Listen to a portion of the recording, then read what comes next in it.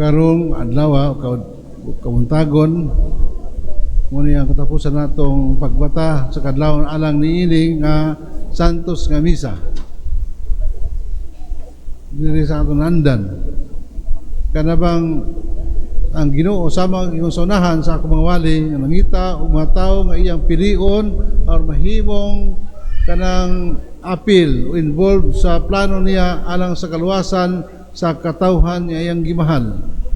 Muna tag sa adlaw-adlaw mitungha ang mga tawo nga gipili aron mahimong kabahin ug participate sa plano sa kaluwasan sa tao. Iyan ni sa Ginoo nga plano ug siya nahibo siya unsa iyang buhaton mabisa pagali ang mga imposible himong posible nga nato nabasa sa mga ebanghelyo ang pagsabak ni Isabel nga dili na mahimo sa tao pero tungod kay walay imposible sa Dios nagsabak si Isabel ang iyang anak nga nag-andam sa dalan sa atong Ginoo.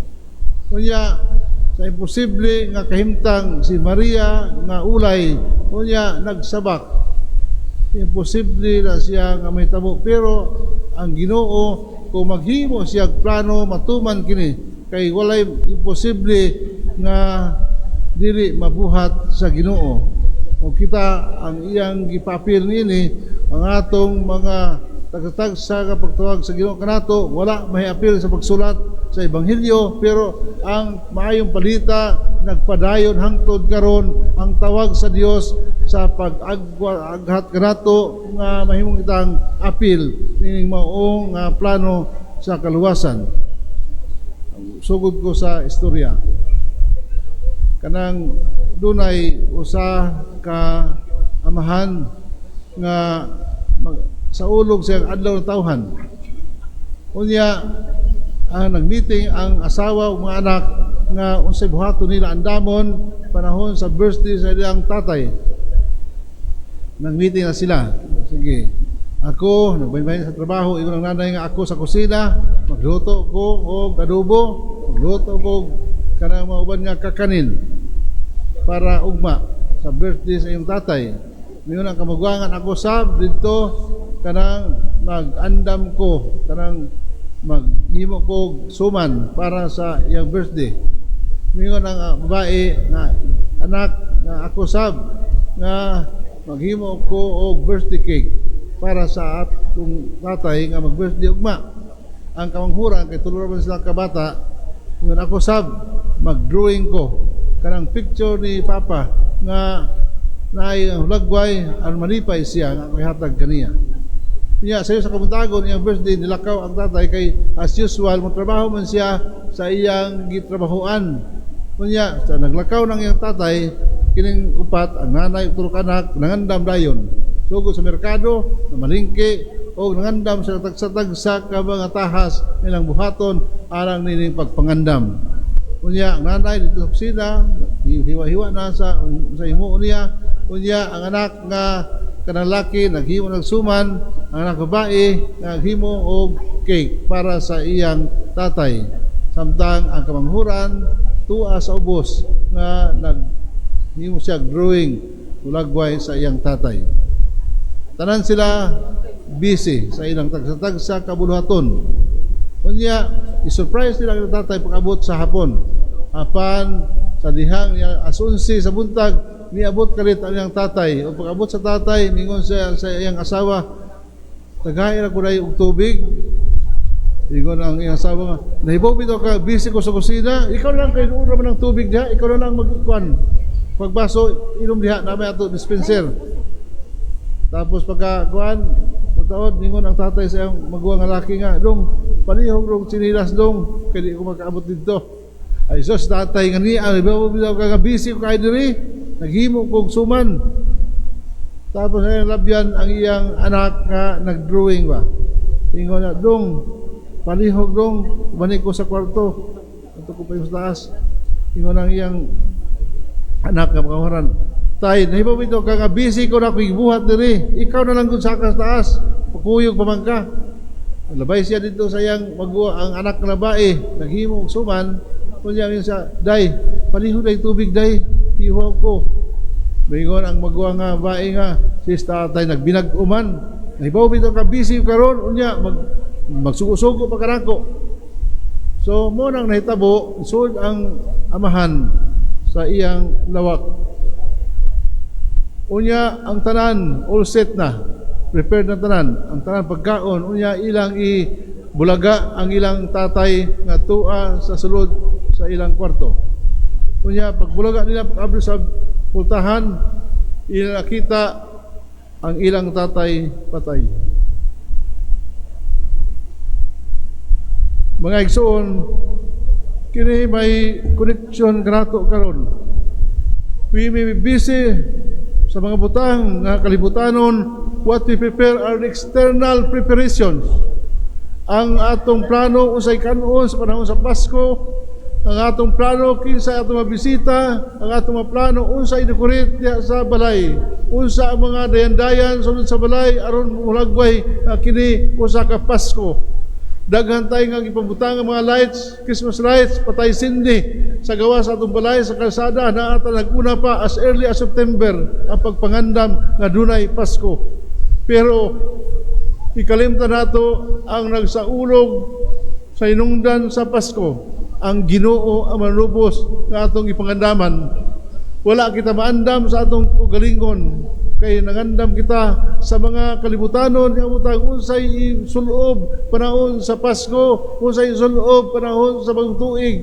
Pero wala kita mag-ila sa tinuod nga sentro sa atong pagsaulog nga mao ang batang manubos. Si Maria, on the other hand, sa diha nga kanang gipadala sa Dios ang Anghel Gabriel ngadto kaniya or pagtaho, annunciation, pagtaho nga siya magsabak, murag di siya makatuo tungod kay posible sa standard sa tao nga magsabak nga walay lalaki manghilabot apan ayaw kabalaka Maria kay imong isabak la lang sa Espiritu Santo. Dunay pangutana si Maria, dunay tubag ang anghel. Matag pangutana ni Maria, dunay itubag ang anghel aron siya makasabot. Ang Ginoo mopili og tao nga iyang ikasabot sama sa mga uban mga leaders diya sa parokya, diya sa mga katilingban nga kanang he will look a person whom he can easily work with. Kanang iyang katrabaho nga hindi siya maglabad ang ulo. Is looking for a person whom he can get along with. Muna ang sa mga pangulo mag-appoint siya mga tao nga dali lang kasabot iyang katrabaho. Muna ang Ginoo nga nagpili sa mga tao nga dali lang kasabot. Ngano man unsa man ang hinungdan nganong dali lang kasabot tungod kay si Maria abli o kasing-kasing.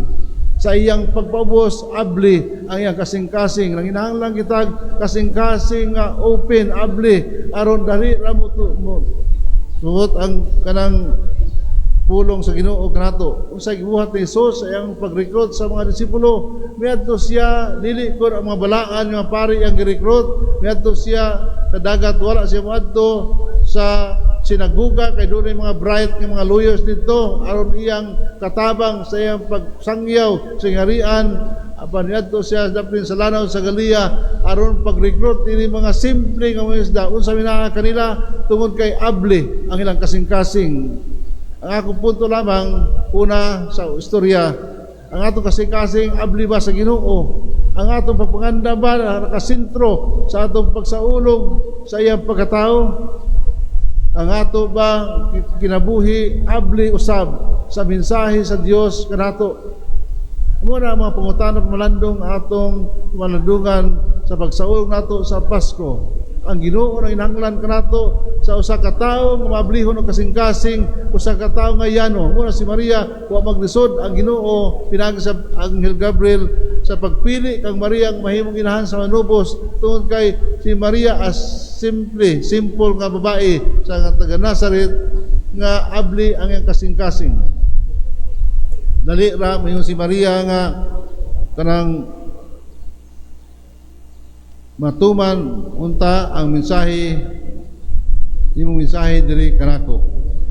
Kanin siya, be done unto me according to your word. Matuman ang unta ang imong mga pulong diri kanako. So, ingon na abli si Maria sa mensahe sa Dios. Dili kaabli kung close ang imong kasing-kasing. Dili kaabli usab kung walay imong pagka humble, ang pagka mapabsanon nga mudawat. Busa kini nga pulong, mga pulong nga mapabsanon kasing-kasing nga nagpadayag sa iyang mensahe sa Dios, namingon nga, be done to me according to your word.